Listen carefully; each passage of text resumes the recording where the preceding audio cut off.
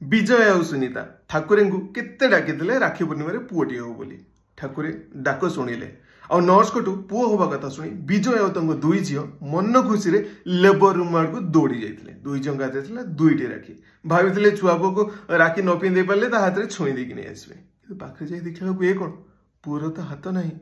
सुनीता पुओ को कोले धरी भें भें कांदुले। विजय मन में चलता हाथ न थी जन्म हो पुओ से पाठ पढ़ो केमी निज कम कर केमी जन्म ही आम तो गोटे बहुत बड़ अभिशाप।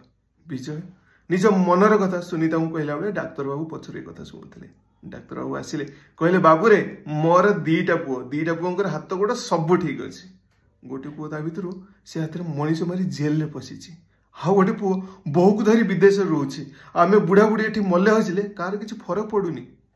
तुम पुओ तो सबुदिन तुम आखि आगे रख से जगा भाया हाथ गोड़ कि ना से सारा दुनिया चलाउछन्ति से केते धूमधाम माउसी घर को जाउछन्ति।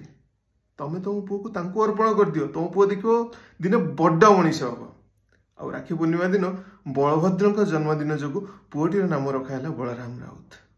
आज 20 वर्ष पर बलराम पारालंपिक्स से स्वर्ण पदक जीतला खबर कागज बाहर हाथ न थाई भी हीरो ओडिशार सुना पुओ पारा एथलेट बलराम राउत।